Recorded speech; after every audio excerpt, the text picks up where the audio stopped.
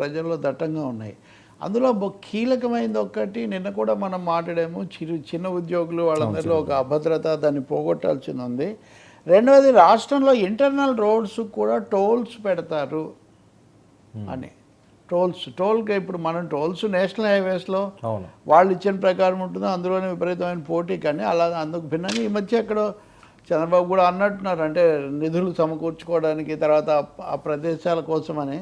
అంతకుముందు పవన్ కూడా పోలవరం కోసం అవసరమైతే ఏదో ఒకటి మనం ఇంటర్నల్గా జనరేట్ చేయాలని, మరి ఇలాంటి ఆలోచనలు ఉన్నాయేమో తెలియదు. కానీ ఈ టోల్స్ పెట్టి మళ్ళీ రాష్ట్ర రహదారుల మీద కూడా పెడితే అదొక పెద్ద సమస్య. రహదారులు రిపేర్లు చేయలేదు అన్నది ఒకటైతే ఇప్పుడు టోల్స్ పెట్టడం అనేది. సో భారాలు కొన్ని పడటం అనేది. అమరావతి ఏమో ఈరోజు జంగిల్ క్లియరెన్స్ అని అలాంటిది మొదలు పెట్టారు. బట్ దశల వారీగా ఎలా జరుగుతుంది, ఇలాంటి సమస్యలు కూడా ఉన్నాయి. సో కీలకమైన ఈ అంశాలన్నీ ప్రాజెక్టులకు సంబంధించి కూడా ఒకటి విడుదల చేశారు. ఉదాహరణకు పోలవరం చేస్తామంటూనే 80% పూర్తయి ఏవైతే ముందుగా అయిపోతాయో వాటికి కేంద్రం సిద్ధంగా ఉంది, ముందు వాటిని చేయాలని. అంటే ఈ విధంగా చూస్తే ప్రభుత్వాల యొక్క ప్రాధాన్యత క్రమం, ప్రభుత్వం ఏమైనా కొంచెం ప్రాధాన్యత క్రమం మార్చుకొని కొన్ని ముందయ్యే పనులు ముందు చేసేయాలి అనే ఒక పద్ధతిలో వెళ్తుందా అనే కొన్ని ప్రశ్నలు వస్తున్నాయి. సూపర్ 6 అనేది ఏకైక అంశంగా ఉండాలి కదా. 2 నెలలు అయిన తర్వాత ఇప్పుడు సూపర్ 6లో కూడా ఇంకా రానివి కొన్ని ఉన్నాయి. మరి వాటి గురించి పూర్తి స్పష్టత రావట్లేదు. ప్రభుత్వం పలానవే చర్చిస్తున్నామని మంత్రివర్గం తరఫున వాళ్ళు చెప్పిందేమీ లేదు, కానీ వాళ్ళు చెప్పిన 1-2 మటుకు ఇవి.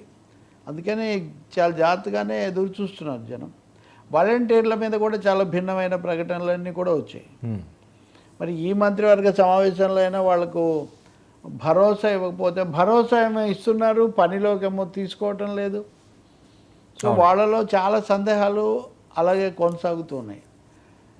చాలా ప్రశ్నలు వచ్చాయి వర్మ. ముఖ్యంగా ఇప్పుడు రేషన్ ఉంది, ఇళ్ళ దగ్గర రేషన్ అనేది చేతనైన వాళ్ళకి ఎందుకు ఇవ్వటం, అవసరమైన వాళ్ళకి మటుకే వాహనాల్లో వెళ్ళి ఇవ్వాలి, మిగిలిన వాళ్ళే తీసుకుపోతే సరిపోతుంది అనే ఒక వైఖరి కూడా తీసుకున్నారంట. అంటే గత ప్రభుత్వంలో అమలు జరిగిన అనేక అంశాలు, అనవసరమైన వాటిని లేదా వీళ్ళు మార్చుకోవాలన్న వాటిని పక్కన పెడతారు అనే చాలా వార్తలు వస్తున్న నేపథ్యంలో మంత్రివర్గం ఏం చెప్తుంది వాటి మీద అని అయితే చాలామంది ఎదురు చూస్తున్నారు. చాలా రంగాలకు సంబంధించిన వాళ్ళు కూడా ఎదురు చూస్తున్నారు. అంటే కీలకమైనది మద్యం పాలసీది కాబట్టి దాని మీదే ప్రత్యేక దృష్టి పెట్టాలి. ఎందుకంటే గత ప్రభుత్వంలో మద్యం అనే అంశాన్ని కూడా ప్రధాన అస్త్రంగా వీళ్ళు వాడారు. అవును, ఏవో చీప్ లిక్కర్లు ఇచ్చేస్తున్నారనో ఏదో భూమిలో. ఇప్పుడు మేము అన్ని లిక్కర్లు బ్రాండ్లు అందుబాటులోకి తెచ్చి మద్యపాన ప్రియులకు లోటు లేకుండా చేస్తామని చంద్రబాబు నాయుడు గారు ఆల్రెడీ ఒక ప్రకటన చేశారు. ఎందుకంటే మద్యపాన ప్రియులేమో అంత ఏదంటే అది తాగడానికి వాళ్ళని సిద్ధంగా ఉంటారు. వాళ్ళకంటూ ఒక అభిరుచి, వాళ్ళకంటూ ఒక రుచి ఉంటుంది కాబట్టి అందుకనే ఆయన చెప్తున్నారు. ఇక్కడ ముఖ్యమైన అంశం మరి ఎప్పటికైనా క్లారిఫై చేస్తారేమో తెలీదు. ఓడిపోయిన పార్టీ వాళ్ళు అంటారు కదా, మేము అదే డిస్టిలరీల దగ్గర అదే సరుకు తెచ్చి మేము అమ్మాము, ఆ డిస్టిలరీసే ఇప్పుడు కూడా కొనసాగుతున్నాయి, వాళ్ళ దగ్గర మీరు తెస్తున్నారు. మరి అటువంటిప్పుడు ఈ బ్రాండ్స్ మారడము, క్వాలిటీలో తేడా ఇవన్నీ ఎలా వస్తున్నాయని వాళ్ళ క్వశ్చన్. పేరు ఒకటే మారుస్తున్నారా, అలా తీరు ఏం జరిగిందని. ఇప్పుడు శ్వేతపత్రం ప్రకటించినట్టే కనీసం ఇది కొత్త నిర్ణయం తీసుకునేటప్పుడైనా అది ప్రకటిస్తే చాలా బాగుంటుంది. 4 దక్షిణాది రాష్ట్రాలు అన్నింటిలో ఇంచుమించు ఇలాంటి విధానమే ఉంది. ఒక ఆంధ్రప్రదేశ్ను సపరేట్ చేసి పెంచే ప్రయత్నం చేస్తున్నారని. సో కొన్ని ప్రశ్నలు, సందేహాలు అయితే ఉన్నాయి. గత ప్రభుత్వం యొక్క తప్పిదాలు ఓకే, పొరపాట్లు లేకపోతే అవినీతి, బట్ మీ బ్లూ ప్రింట్ ఏంటి అన్నది. ఇప్పుడు శ్వేతపత్రాలని గతం మీద కదా, ఇవన్నీ భవిత పత్రాలు అన్నారు. వీటిని భవితకు సంబంధించి మీరు ఏం చేయబోతున్నారు ఎట్లా అన్నది. మరి మంత్రివర్గం ఇది 3వ సమావేశం కదా దాదాపు. గతసారి ఏమో ఓటన్ అకౌంట్ కింద కొన్ని ప్రయారిటీస్ పెట్టారు. ఇప్పుడు ఏం చేస్తారు? ఇప్పుడు నేను ఇందాకన్నా ఉద్యోగులకు కానీ ఇంకోరికి కానీ ఈ సమస్యలు, విద్యారంగంలో కూడా చాలా తీవ్రమైన ప్రశ్నలు ఉన్నాయి. విద్యా వ్యవస్థకు సంబంధించి కూడా అదే అకాడమిక్ ఇయర్ కూడా మొదలైంది. ఈ మధ్యనే 10 మంది పిల్లలకు మించి లోపలే ఉన్న వాటిని మేము రద్దు చేస్తామంటే కొన్ని ఉపాధ్యాయ సంఘాలు దాని మీద కూడా నిరసన తెలుపుతున్నాయి. అంటే మూసేస్తే ఇంకెట్లా అవుతుందని. చంద్రబాబు నాయుడు నిన్న ఎక్కడో మాట్లాడుతూ ప్రైవేట్ స్కూళ్ళతో పోటీ పడే విధంగా ప్రభుత్వ స్కూళ్ళు నడవాలంటే ప్రైవేట్ స్కూళ్ళకి ఇన్ని వనరులు ఉండవు, ఇన్ని అవకాశాలు ఉండవు, విధానమే వీళ్ళు నిర్ణయిస్తారు. మరి వాళ్ళతో పోటీ ఏంటి? అని. సో వివిధ రంగాల్లో అయితే కీలకమైన ప్రశ్నలు చాలా ఎక్కువగా ఉన్నాయండి. ప్రజా సంఘాల వాళ్ళు కలిసినప్పుడు అనేక వినతి పత్రాలు ఇవ్వటం ఇది జరుగుతుంది.